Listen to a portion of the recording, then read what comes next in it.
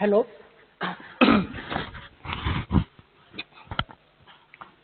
Hello everyone. Yesterday's class, we were discussing about some performance some performance topics of the aircraft. That was it had some topics like thrust available curve, thrust required curve, drag curve, and what is the maximum velocity, what is the minimum velocity, and the expression for velocity. Okay, so all these topics we have discussed, and in today's class we will talk about power curve. Okay, drag curve over, thrust curve over. Now we'll speak about power curves.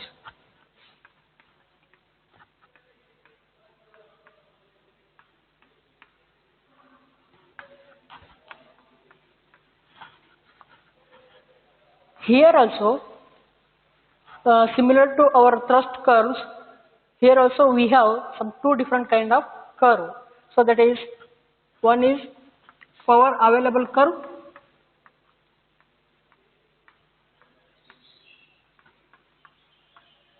power available curve. Another one is power required curve.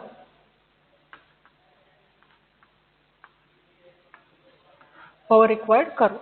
So before going to see the power available and power required curve, first we will understand what is power.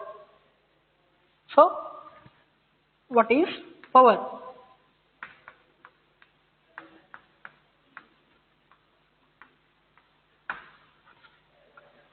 Power is nothing but time rate of doing work. Power is nothing but time rate of doing work. So for an example, assume that we have one box. Assume that we have one box which is located at r distance from this point. From this point, it is located at r distance. Okay, and now it is moving with. It's about to move with some velocity v in this direction. Okay, so now what will happen? Here I am applying force on it, F.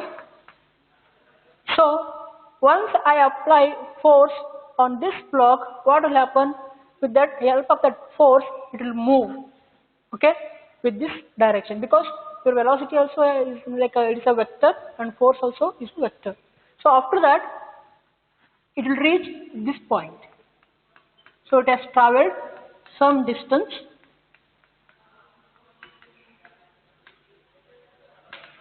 Okay, so it has traveled some distance. So this distance is, let us say, dr. The distance is how much? What is that? That is nothing but dr. So then from here the distance will be r plus dr. Okay, r plus dr. So now when the force is applied on this block, okay, it starts moving. So basically here what is happening here? Here the work is happening. Okay, what is work? Work is force into distance. Yes or no? So now we can say that, so work will be force into distance. So this much work is done now. So what is power? As per our definition, the power is what? The time rate of doing work. The time rate of doing work. Okay. So now, as per our definition, power will be equals to d by dt of f into dr. Time rate of doing work. So now we know that. What we know? We know that dr by dt is nothing but velocity.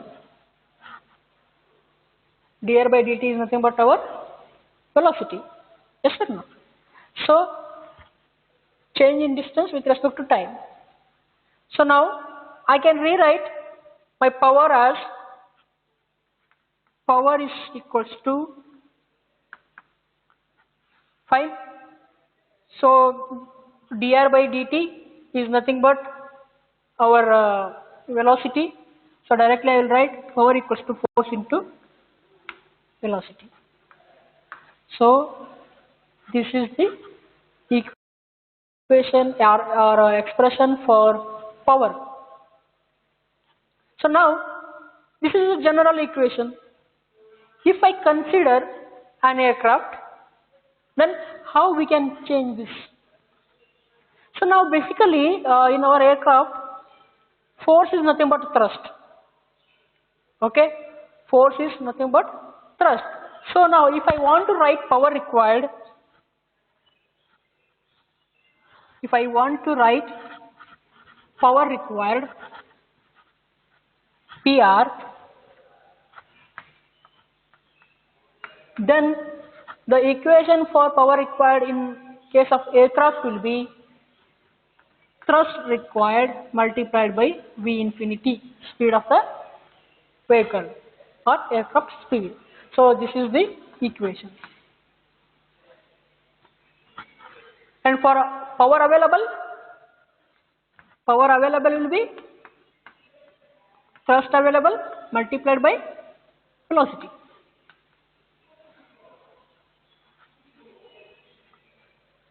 Multiplied by velocity.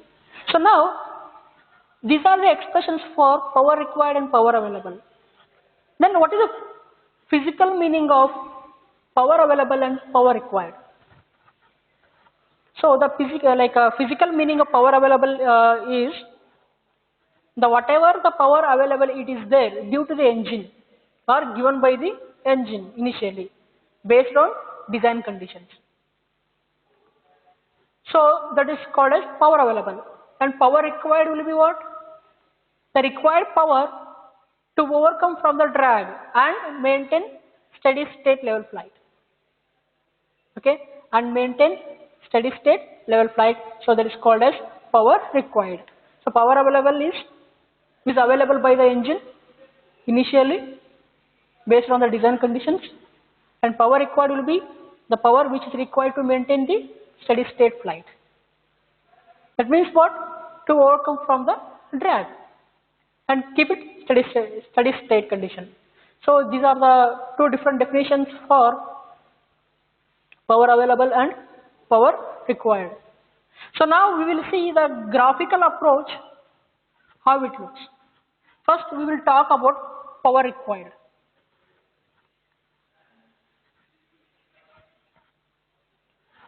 So power required curve.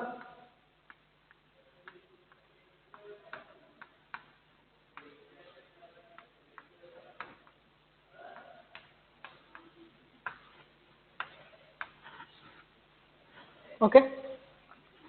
So power required curve will be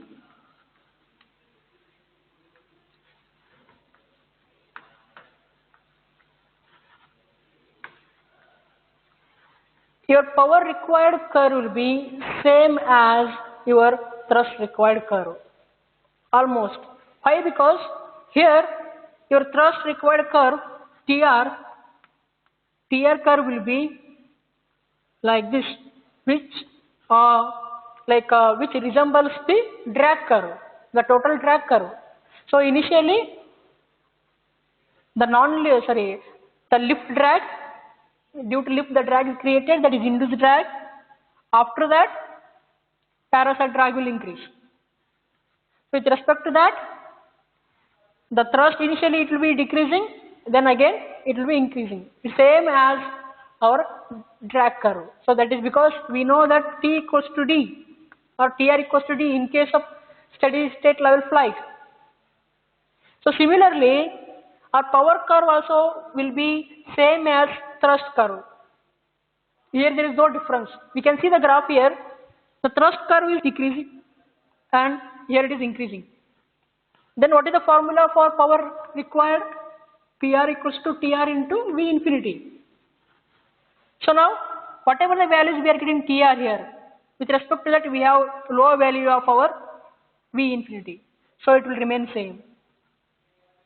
So as our TR increases, here in this side, our V infinity also is increasing. So the curve will remain same for power required.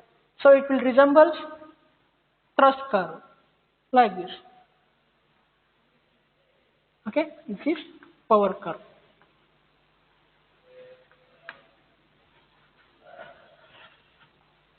Okay, so power required curve will be same as our thrust required curve with increase in speed.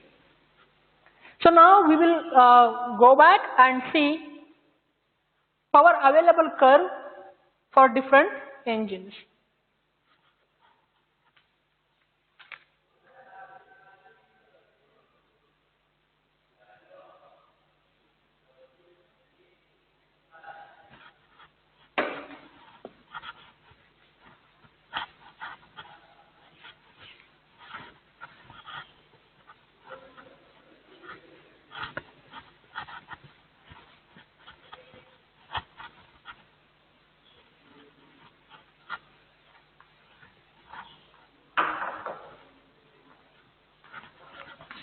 Power available curve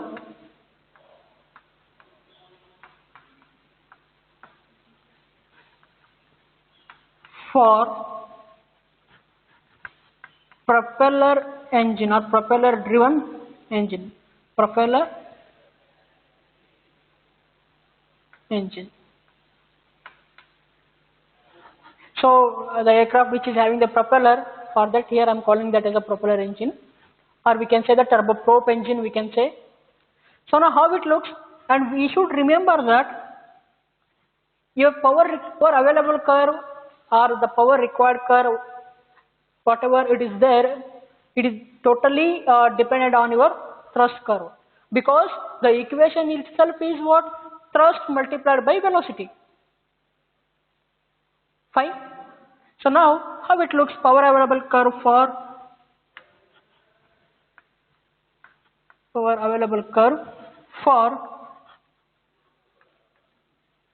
turboprop engine, that is aircraft engine which is having a propeller in it.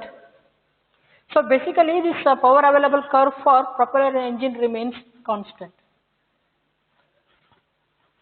That is remains constant. Why? I'll tell you. You see the thrust available curve. The thrust available curve for propeller is in yesterday's class we have discussed about this. So it was decreasing like this. Okay, it was decreasing. Our thrust available curve was decreasing for turboprop engine.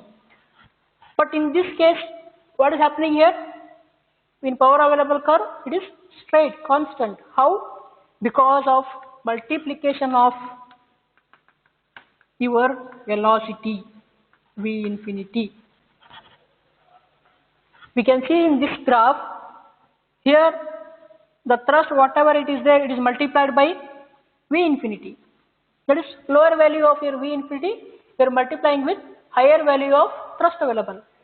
As it is, as we are moving from this origin to in x direction away, then we can see that the v whatever the velocity values are there, they are getting increased, but thrust values are getting decreased. So because of the multiplication of higher amount of or higher values of your velocity, your curve is getting constant. So it was like this. By increasing the addition of your velocity values, so the curve starts moving up, and finally it will become constant. Okay, so these two things will play an important role in order to create the curve for power available curve for propeller engine. Okay, so now we will talk about turbojet engine and turbofan engine, how it looks.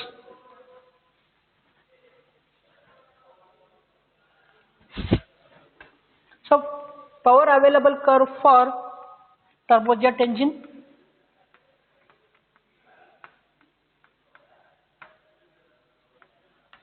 and low bypass turbofan engine.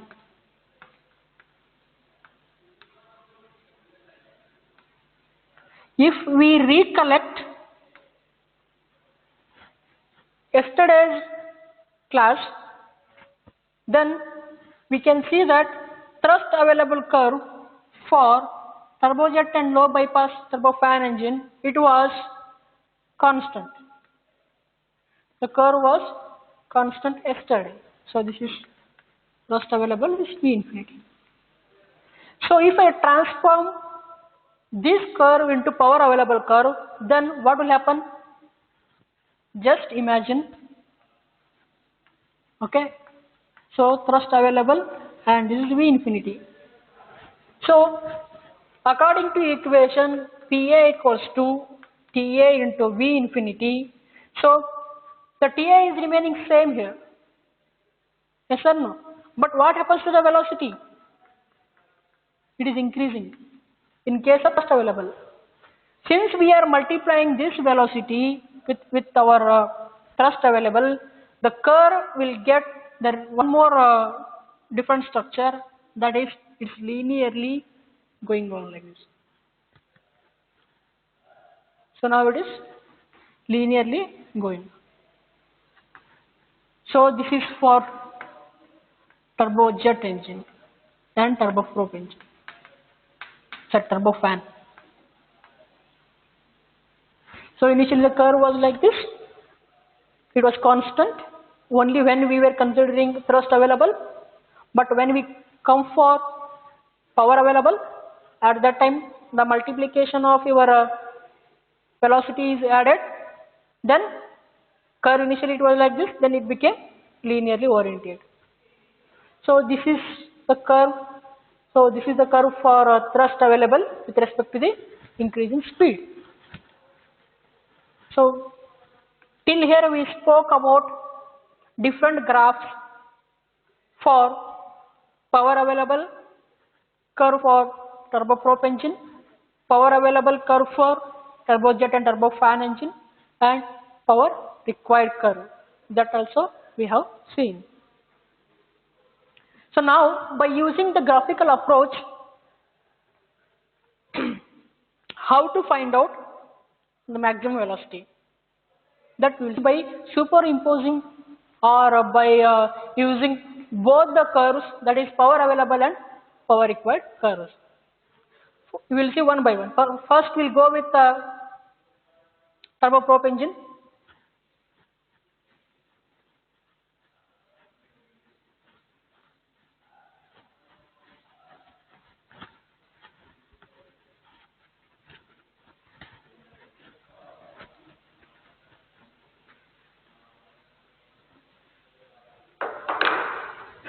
So maximum velocity we will find out.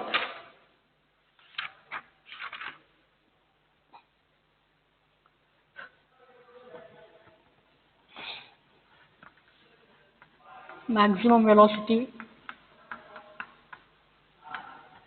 for turboprop.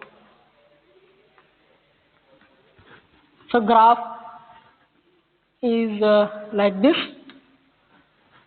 This side power, this side speed. Okay.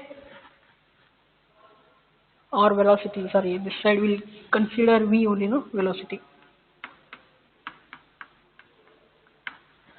So we are talking about turboprop engine. First we will draw power available curve that was straight. So curve was straight like this, and then this is power available curve, and next power required curve we are supposed to draw. So this is power required curve, and here we are getting one intersection point. So this is nothing but our V max point or maximum velocity point. Okay. So now if I draw the same thing, maximum velocity point for turbojet and turbofan,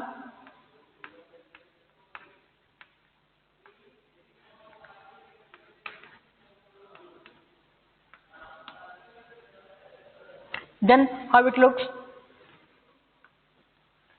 Again we will take the help of two different curves, that is power available and power required. This is velocity. So first we will draw power available curve for turbojet engine or turbofan engine. So it was linearly aligned. So this is power available. And then the graph was, the power required curve was like this. Sorry.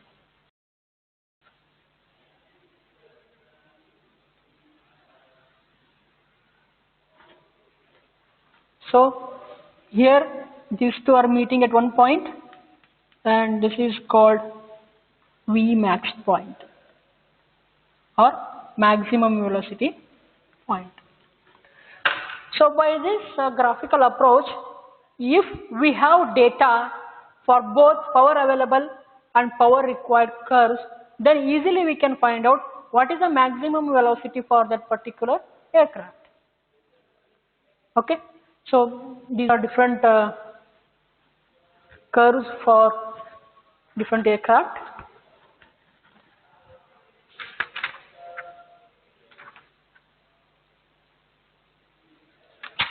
So now, since this is only the introduction to aerospace subject, so we are not going in deep. So if you know this much, that is sufficient. Okay, fine. So with this, here we are going to complete the fourth unit. Okay, so now I will start with fifth unit, that is related to rockets.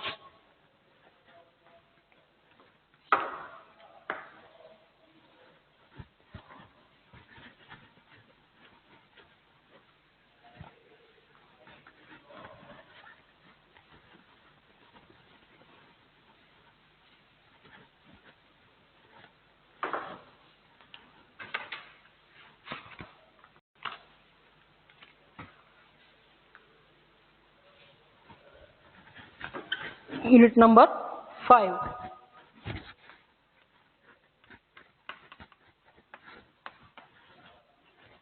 First we'll go through the syllabus, what is there in unit number 5. So unit number 5 is totally dealing with the topics related to aerospace, that is related to rocket and other satellites which are working in space, not in our Earth atmosphere. Even though some concepts are there like missile and all, they are coming under Earth atmosphere, but still they are belong to rocket concepts. So in this, first topic is about rockets and satellite materials. That means we are going to study about different materials which are used for the construction of rockets and satellites, as well as their applications. So based on what they are choosing the different materials and what are their applications, that we will study in that topic. And launch vehicle dynamics, one more is there, how the dynamics of your launch vehicles must be, that also we will study. And basic orbital mechanics.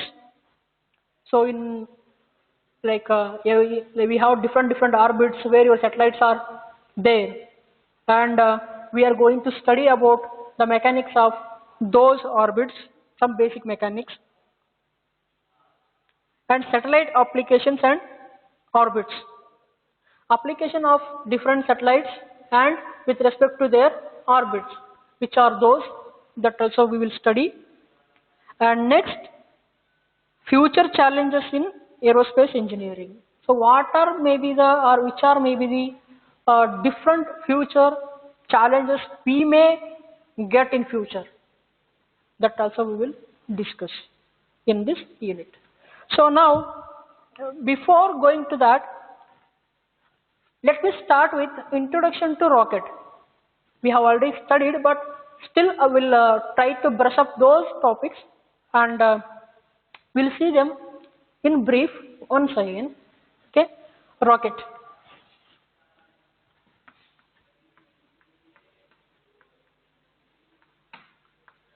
Rockets. Basically, these rockets are called as non-air breathing engines. Okay, non-air breathing engines.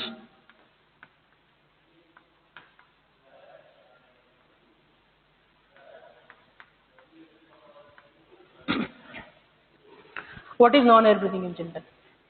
Okay, we know that already. The difference between air breathing and non-air breathing, but still, uh, just we will recollect those ideas. So the word here is what? Air breathing.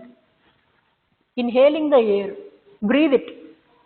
Okay, so that is called as air breathing. Since I am using one prefix here, non, that means we are not taking the air inside. Okay, so those vehicles are not taking air inside. They're called as non-air breathing engines. Or else we can say like this: the vehicles, the type of vehicles which are not using the atmospheric air for their working principle, they're called as non-air breathing engine. So these are unlike your aircraft which are working in earth atmosphere. Okay, then there is a question, or there one question will rise then. Fine, sir, that is not taking any help of air, then how the combustion will happen in the engine, which is not possible without air or oxygen? True.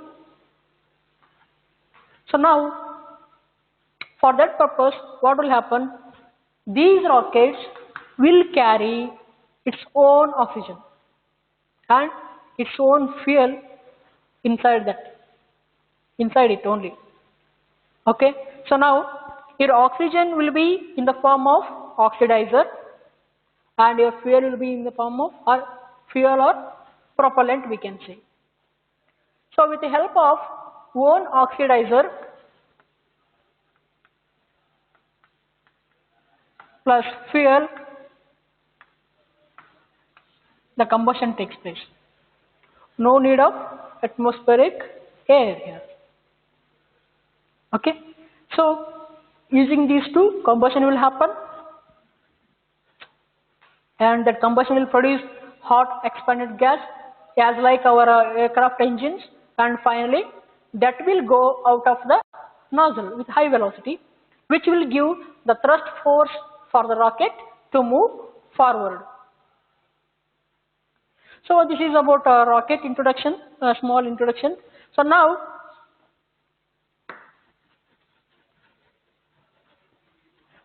there are different types of rockets are there.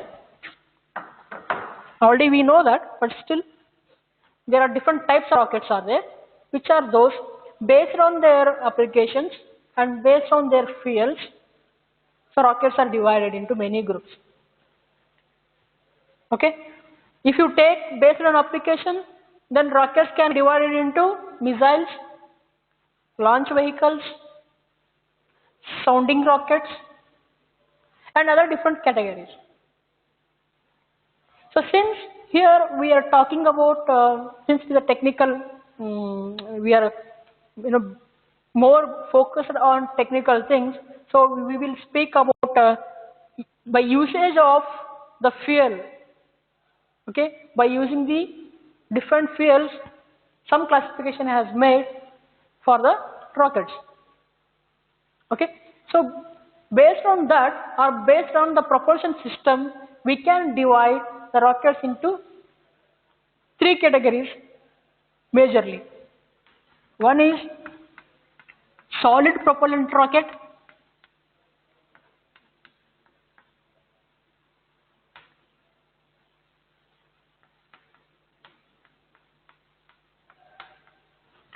And another one is liquid propellant rocket.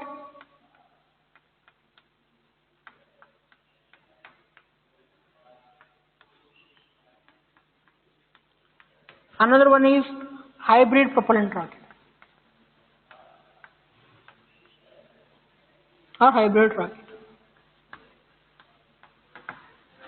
Apart from these three main categories, actually these three comes under chemical rockets, chemical propellant based rockets. So then electric based rocket will come, okay, and then what is that? I forgot to say. Based on using the sun heat, solar thermal rocket is there. Okay, so like this, many different rockets are there. So, but we concentrate on these three right now.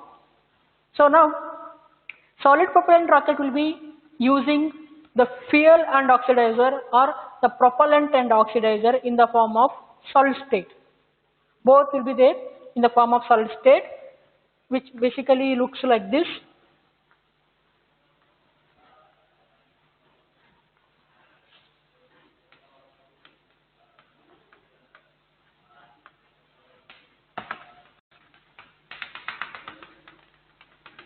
Look like this.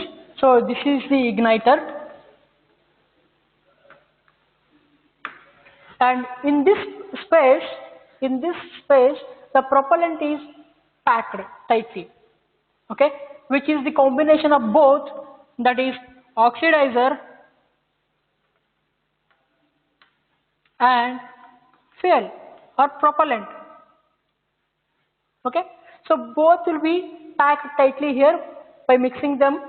So this will be in the form of solid state. So igniter will be there here. If we ignite the oxidizer and fuel mixture, then it starts burning. Okay, so it will burn continuously. There is no stop or no break in it. So that means you cannot switch it off and switch it on whenever you want. That is a disadvantage here.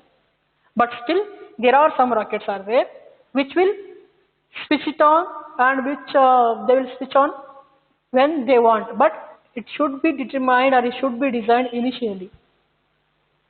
That means pre-programmed one. Okay. For example, they are going to insert some small plates or chips. Okay. After some 10 seconds, you should off. So the fuel, whatever it is there till here, it will burn and it will stop. Then again reignite it, then it will be there. So it should be pre-programmed initially, then only it is possible. Otherwise, that is not possible. There is one disadvantage. Second disadvantage is we cannot take this rocket for longer distance because the storage of the solid propellant is the biggest challenge. So that is the reason we are using this is only for missile purpose nowadays, okay, which is carrying the warhead and everything. Okay. So second, the category is liquid propellant rocket. In this, we have oxidizer and fuel, both will be in the form of liquid state. Both will be in the form of liquid state. That means we have got two different tanks, one tank here, another tank here, which are attached to the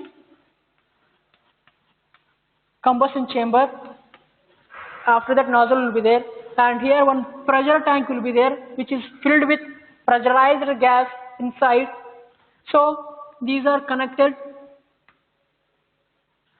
So from this pressurized gas, okay, PR gas, pressurized gas, let us say this is oxidizer and this is propellant or fuel. So what will happen? This pressurized gas is allowed to move inside these two tanks.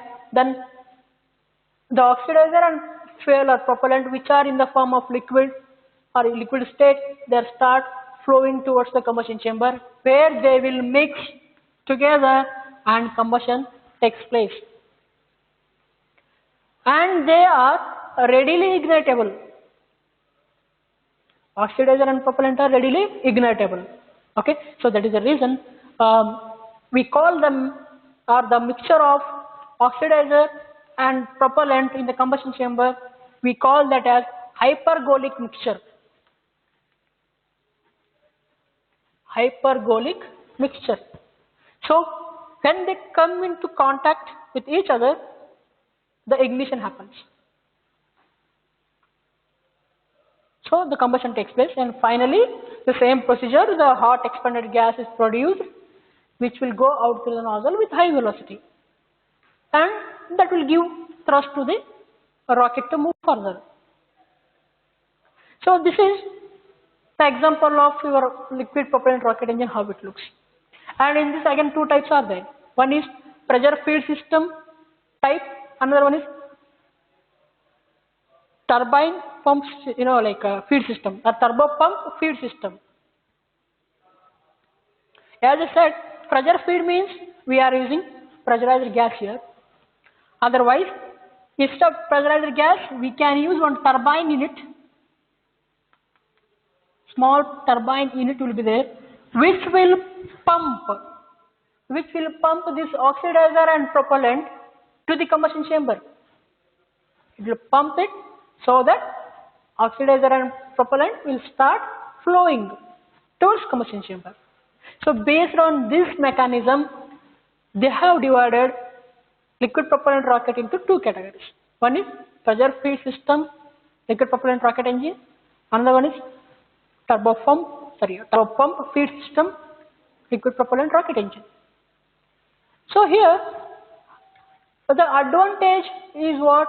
We can carry this rocket for longer distance so that you can move through the space and go to other planets and all.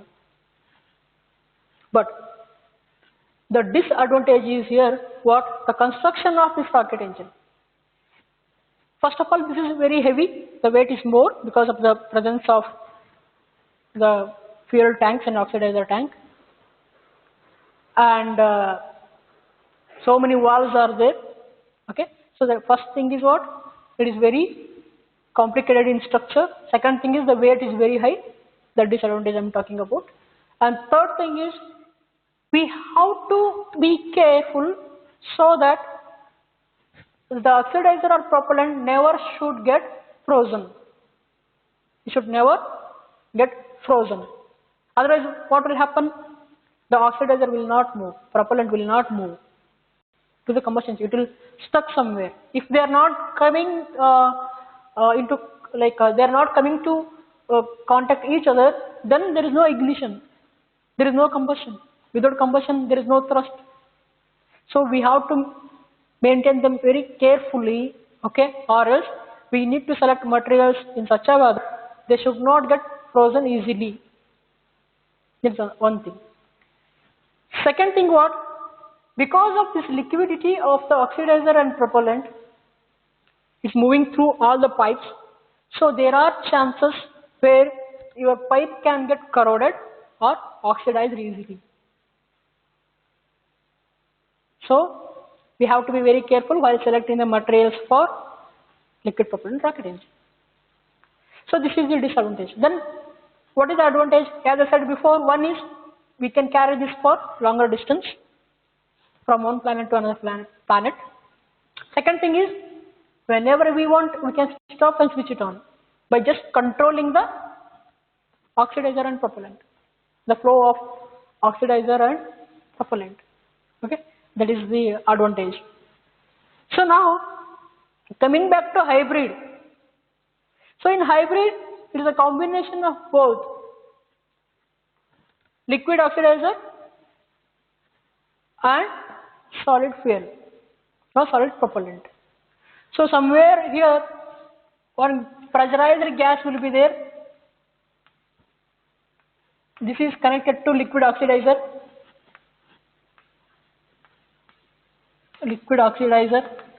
And this liquid oxidizer is connected to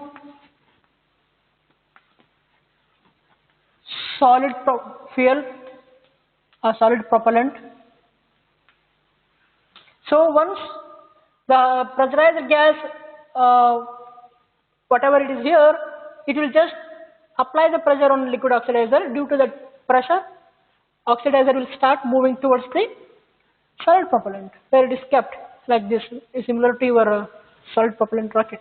And then here it will ignite with the help of igniter, and finally the combustion takes place and it will go out. So these are the three basic chemical rocket engines. Okay, and now apart from this, we have got electric rocket engine, which we have studied earlier, and also we have studied about solar thermal rocket engine, which is using the help of sun radiation, okay, which will collect all the sun radiation to heat the propellant, and combustion will happen, and finally it will produce the thrust. So that we have already seen. Please go through the previous class notes, which was discussed in third unit, that is propulsion related unit. We have discussed, and also I have given the diagrams, like, nice diagrams for the working principle of all the engines, rocket engines, different rocket engines. Nuclear rocket engine is there, that also we have given, and electric rocket engine, that also I have given, and what we say, like solar thermal rocket engine, that also I have given. Apart from this, and these three also I have given: solid propellant, liquid propellant, hybrid, different, and finally plasma jet, that also I think I have given. I think you have written in assignment, maybe. Please check it once, read them again, okay? And any doubts are there, then let me know. So now, here we will stop today's class, and in next class, we will speak about the materials used for the construction of different satellites, okay, and rockets, and which are the orbital mechanics which are there, that also we will study, and some future challenges of the aerospace. Which are maybe the future challenges we may face in coming days. That also we will study. So we'll see you in tomorrow's class. Thank you.